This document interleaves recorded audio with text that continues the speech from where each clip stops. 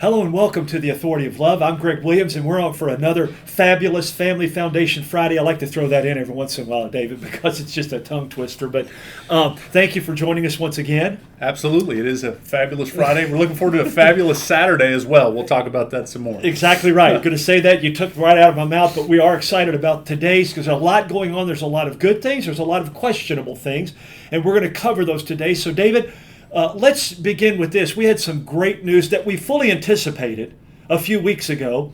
Update our listeners on the Sixth Circuit ruling now on Kentucky's law, SB 150. Yeah, Greg, and look, answer to prayer. Yes. We've been, talking about this. You and I have talked about it. We've been asking our supporters to be in prayer about this case. But just to remind folks, the SB 150, particularly the provisions of the law that ban so-called gender transition interventions on children, was challenged in court, made its way up to the Sixth Circuit, and actually a similar law in Tennessee that does the exact same thing. Yes. They got combined together. Yeah. We talked about that a few weeks ago. Yeah, we talked about that a few weeks ago. And the breaking news as of late last week is that the Sixth Circuit ruled in favor of Kentucky and Tennessee's laws protecting kids from gender transitions. It was a 2-1 decision, but it was a very, very strongly worded decision. Right. Not everything I would have hoped was said, but a lot of really good points that were made in this, and we just want to break this down a little bit because this is really important. We're talking about, to remind folks, this is at the circuit court, so this is one step before you get to the U.S. Supreme Court. And Greg, just in this last month and time period, we have now had multiple circuit court rulings in favor of these types of laws protecting children from these so-called gender transitions. And so I just want to also say just a big thank you to Attorney General Daniel Cameron and his team, who has been working to defend this case. One of his team members, Matt Kuhn, argued the case here recently. Yeah. And they've just been doing a great job, and we were excited to be a part of some of our allies submitting a legal brief in this. Yeah. But what was before the case was essentially the ACLU and some other groups wanting the courts to throw out the enforcement of these laws that are protecting kids from gender transitions. And now did that include chemical and surgical? So it's a little complicated. My understanding is in Tennessee they challenged the entire portion of the law. So the chemical side of it, the chemical mutilation, as we like to say, puberty blockers, cross-sex hormones, and I believe in Tennessee they also challenged the surgical side. Yes. In Kentucky, the ACLU just challenged the chemical side, side of it. Great. But irrespective, we got a ruling covering all aspects. Strong. And I think there's two things driving this. I want you to share with our listeners. On the front end, the court really gave us some insights on the experimental nature. Right. And they saw that from the back end, the results that are coming now. Right. Share with our listeners how the court talked about that. Some of the good takeaways from this decision are a very strong, I would almost argue, emphatic court decision reaffirming that the legislature, the elected body, the policymakers of the state are the ones that have the purview to make these kinds of decisions. And especially when we're talking about, look, the medical field is regulated like crazy. Yes. So the presumption is always that there's an ability to regulate medicine, although we're not even talking about medicine in this context, Greg, as you know. But even further than that, we're talking about children. Yes. So we recognize, there's even further need. And a lot of times we recognize that the need to protect kids and to, in some cases, have different sets of rules for kids in medical contexts than we do adults is very well established. Yes. So that was an important principle. Them saying the court should not be stepping in to override what the duly enacted elected officials of Kentucky and Tennessee have done. But further than the background supported that. Yes. They made that clear. Right. Yeah. But further than that, they really laid bare the reality that these so-called treatments mutilation of children Yes. is experimental at best. Absolutely. And I'm just going to read a little bit from the opinion. But from the opinion, one of the parts of the opinion, Greg, it says administering puberty blockers to prevent pubertal development can cause diminished bone density, infertility, sexual dysfunction.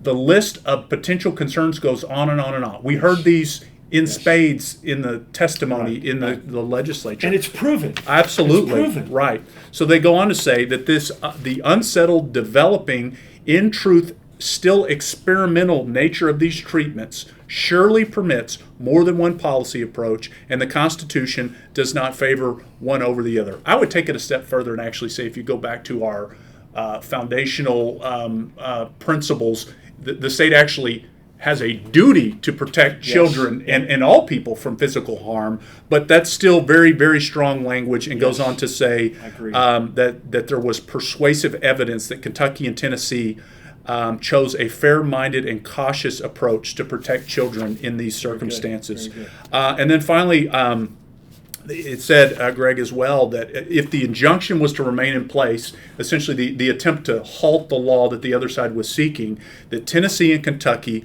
would suffer harm from their inability to enforce the will of their legislatures and further the public health considerations undergirding the laws, and to avoid health risks to their children. Now we're back to lawlessness, David. So that's what they're pushing for. Right.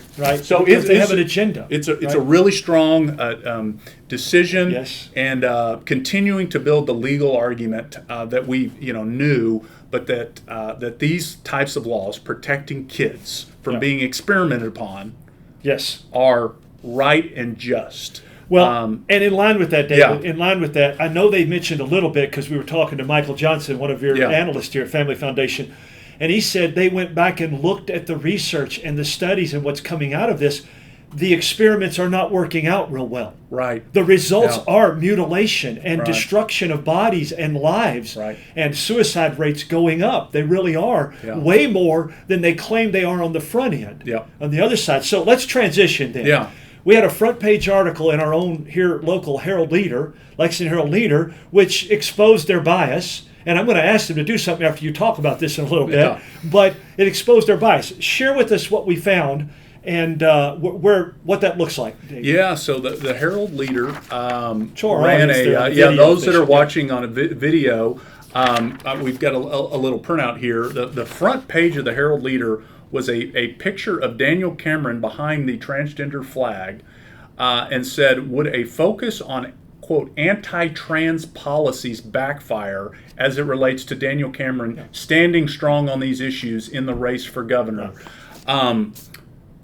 It is clear that they are trying to, reframe this issue. And what's really, really interesting in this argument, and they use the term gender-affirming care, and they even go so far, Greg, to make the case that this is all, all ready to go, legitimate, medically, and I would just say, point them to the decision that we were just talking about. Point them to the reality of what's going on. They used that terminology. They said that they called him supporting experimental stuff, and that's exactly, or not supporting it, but it is experimental. Right. So, and I just have to say too, Greg, if folks haven't seen the transgender flag, as it's known, its prominent colors. That to our video its prominent colors are pink and blue. Two colors representing the two biological sexes that we know. So even in the most overt forms of advocacy for the other side, the inescapable realities of God's truths, right? As Al Mohler likes to say, the ontological truths that of human biology. They will trump ideology every time, eventually.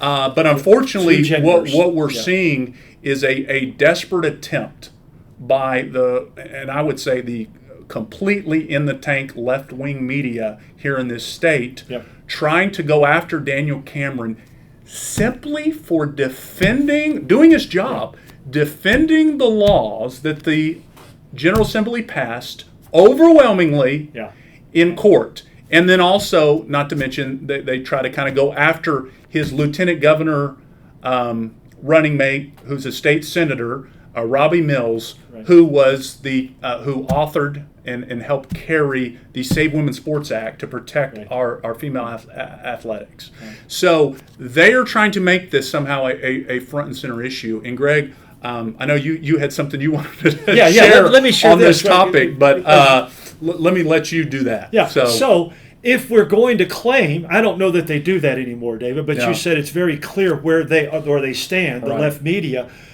If you claim unbiased, why not run a front page article and ask the same thing on the other side about, maybe it should be something like this: will a focus on in full support of unproven experimental trans policies backfire, with a full cover photo of Governor Beshear?